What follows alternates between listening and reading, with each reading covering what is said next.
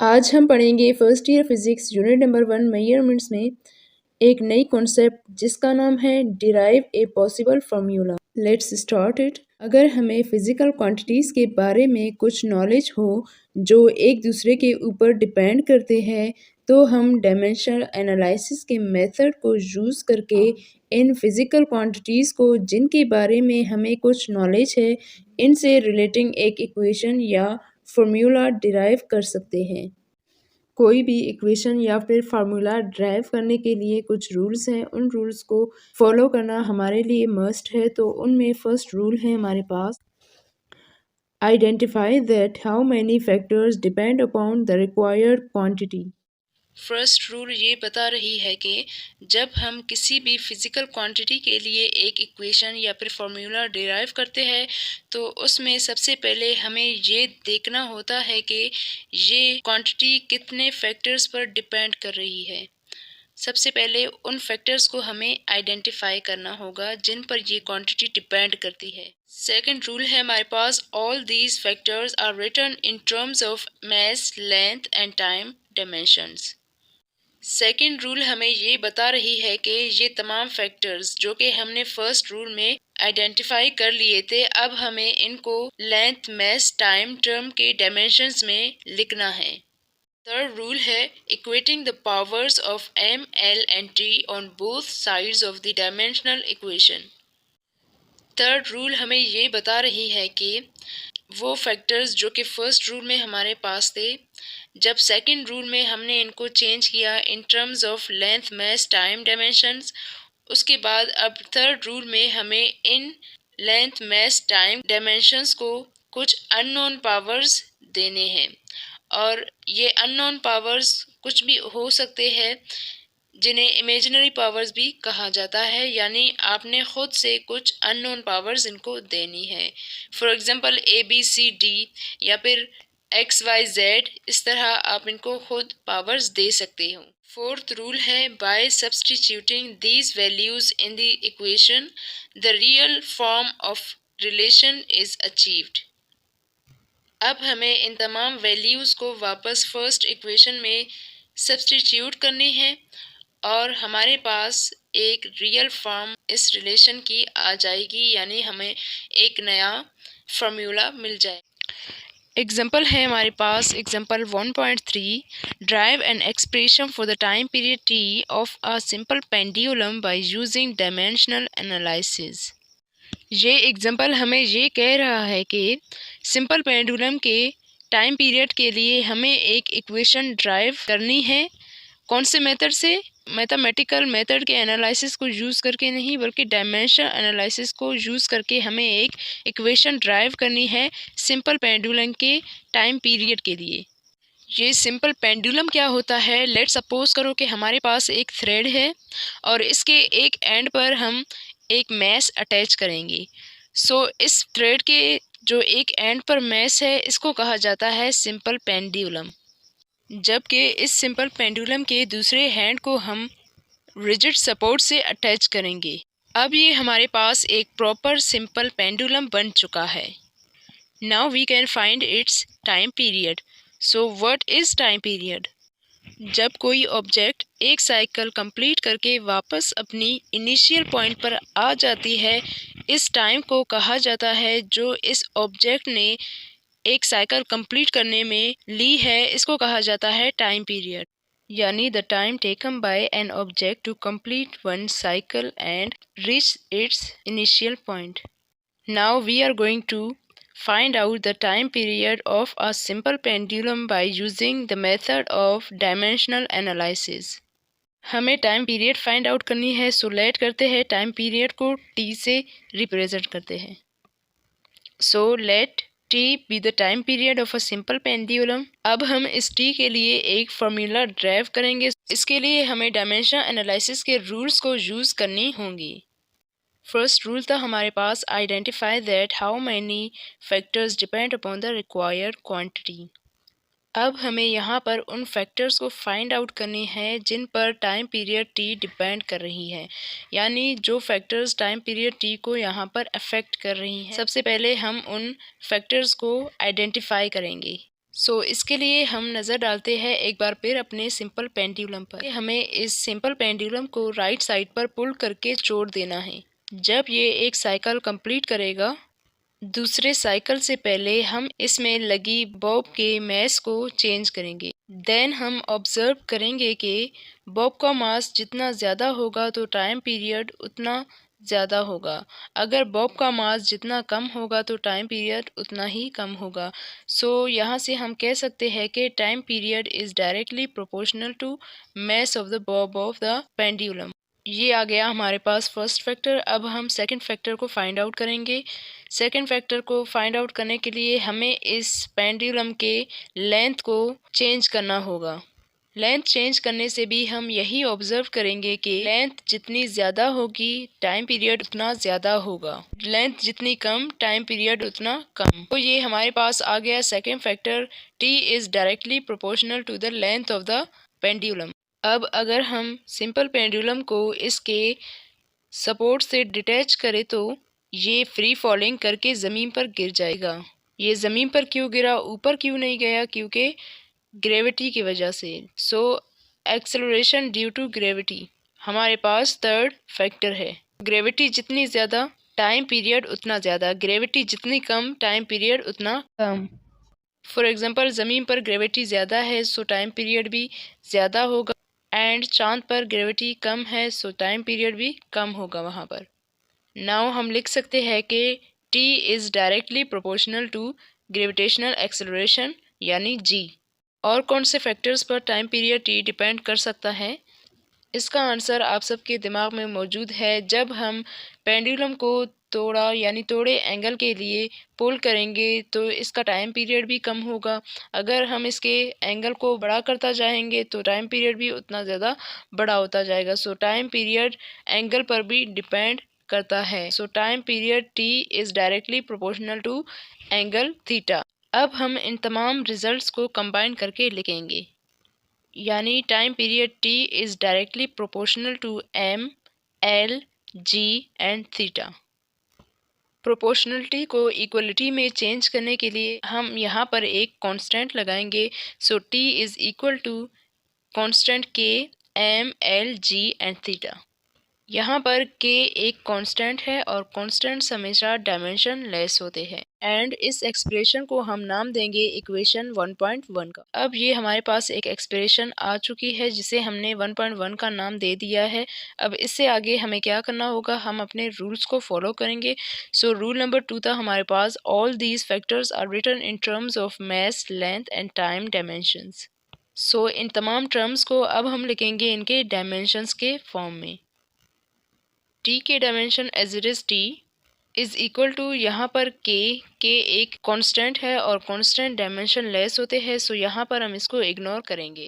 M के dimension है mess, और मैस को हम कैपिटल M से विद इन स्क्वायर ब्रैकेट्स में लिखते हैं। So M, L mean length के डायमेंशन हमारे पास capital L within square brackets, where G is gravitational acceleration. So यहाँ पर हम एक्सेलरेशन के डायमेंशंस को लिखेंगे यानी LT-2, पर यहाँ पर हम थीटा को इग्नोर नहीं कर सकते क्योंकि थीटा यहाँ पर एक मेजर फैक्टर है जो हमारे टाइम पीरियड को अफेक्ट करता है। सो इसके हम डायमेंशंस बनाएंगे। थीटा मीन एंगल का जो फार्मूला है वो है arc length divided by radius. Arc length हमारे पास लेंथ है और लेंथ के यूनिट मीटर है, रेडियस भी हमारे पास लेंथ है और रेडियस के यूनिट भी मीटर है। So angle is equal to metre by metre. Metre mean length के डायमेंशंस है L, so L by L। यहाँ पे L बाय L एक दूसरे को कैंसिल करेंगे, पर यहाँ पर हम इनको कैंसिल नहीं करेंगे बल्कि डिवाइड में मौजूद L को ऊपर वाले L के साथ मल्टीप्लाई करेंगे, इससे L के पावर्स इन्वर्स हो जाएंगे। So angle is equal to L-1। Angle is dimensionless, पर यहाँ पर आप लोग देख सकते हो L-1 एक दूसरे को कट करते हैं। सो आप लोग इसको कट ही समझे। Now we are going to put the dimensions of theta L-1। We have expressed these all terms dimensionally. Now what should we do? We have to follow our third rule here. पहले हमें इस right side पर मौजूद तमाम factors को कुछ imaginary powers देने होंगे, कुछ अननोन पावर्स देने होंगे। सो हम यहाँ पर इनको पावर्स दे देते हैं। फर्स्ट फैक्टर हमारे पास है m, और m को हम पावर देंगे a का, सो एम ए को, l को हम पावर देंगे b का, so L B, L T minus two को हम पावर देंगे c का, so L T minus two into whole the power c, and l minus L one को हम पावर दे देंगे d का, so L minus one into whole the power d। Unknown powers देने से क्या मतलब है? अननोन पावर्स हम क्यों देते हैं? ताकि हम क्या पता हमारा आंसर बाद में कुछ पावर्स कैरी करे। अगर हमारे रिज़ल्ट में कोई पावर नहीं है सो ये खुद ब खुद गायब हो जाएंगे बाद में कंपेयर करके। कैसे? सो आइए सीखते हैं। Here we need the help of third rule, and third rule is equating the powers of m, l and t on both sides of the dimensional equation. Three equations are formed by which the values of unknown powers can be calculated. यानी इस equation के दोनों sides के powers को हमें एक दूसरे के साथ कंपेयर करने होंगे। देन हम 3 इक्वेशंस बनाएंगे जिनसे हमें इन अननोन पावर्स के वैल्यूज़ मिल जाएंगे। अब हम यहाँ पर t को चेंज करेंगे इसके प्रॉपर डायमेंशंस, यानी m0 l0 t1 is equal to m को मल्टीप्लाई करेंगे इसके पावर a के साथ, सो एम ए, l को मल्टीप्लाई करेंगे इसके पावर के साथ, so L B, L T minus two को मल्टीप्लाई करेंगे इसके पावर c के साथ, so L C into T minus two C, L minus one को मल्टीप्लाई करेंगे d के साथ, so L D L minus D. ये हमारे पास इक्वल हो जाएगी m0 l0 t1 is equal to M A. Base यहाँ पे हमारे पास है l और इनके पावर्स है b plus c plus d plus minus d, and t के पावर्स है t माइनस टू सी। यहाँ से ओवरऑल ये हमारे पास इक्वल हो जाएगी m0 l0 t1 is equal to M A L b plus c t minus two C. By comparing the powers of respective terms we get right hand side पर m का power है a and left hand side पर m का power है 0। So a is equal to 0। l की powers है b plus c, left hand side पर m का पावर है l का पावर है 0, so b plus c is equal to 0। Right hand side पर t के पावर है minus two C and left hand side पर t के पावर है 1, so minus two C is equal to 1। यहाँ पे a इज़ इक्वल टू 0 ये हमारे पास इक्वेशन 1.2 है, यानी यहाँ पे हमने a की वैल्यू फाइंड आउट कर ली है जो 0 के इक्वल है, and b plus c is equal to 0 ये हमारे पास इक्वेशन 1.3 है। इसमें b की वैल्यू फाइंड आउट करने के लिए पहले हमें c की वैल्यू फाइंड आउट करनी होगी। सो c की वैल्यू को फाइंड आउट करने के लिए यहाँ से हम minus two C is equal to 1 है।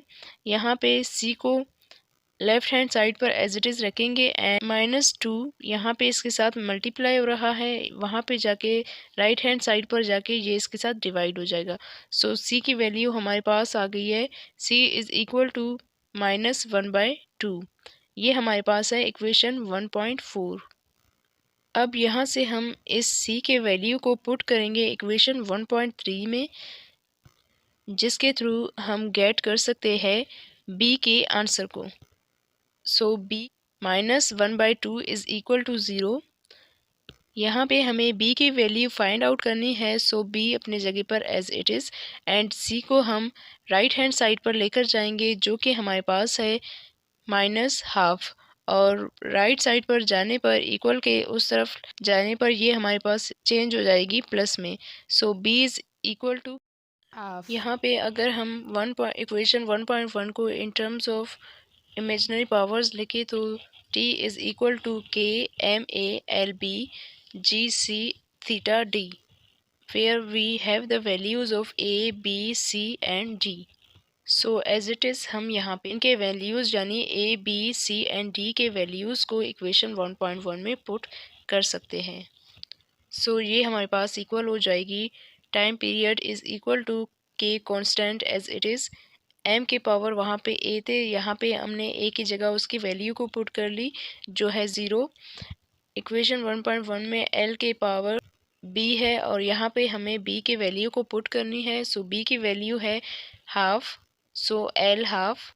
c की वैल्यू पुट करनी है हमें g minus half and theta के पावर की वैल्यू है 0, सो थीटा 0। किसी भी बेस का पावर 0 आ जाए तो वो 1 के इक्वल हो जाती है। यहाँ पे हमारे पास m की पावर 0 एंड थीटा की पावर भी 0 है, सो ये इक्वल हो जाएंगे 1 के, और ये एक दूसरे के साथ मल्टीप्लाई हो रहे हैं तो 1 के साथ मल्टीप्लाई होने पर कोई चेंजिंग नहीं आ जाएगी और ये सिंपली गायब हो जाएंगी। So t is equal to k constant l half g minus half. t is equal to k l half g minus half. इस माइनस हाफ को हम डिवाइड में लिखेंगे सो ये पॉजिटिव हो जाएगी। So t is equal to l half divided by g half. As we know that K of हमारे पास वैल्यू है रूट की, सो यहाँ पर हम हाफ की जगह रूट को पुट कर लेंगे, ये इक्वल हो जाएगी t is equal to k root l divided by root g।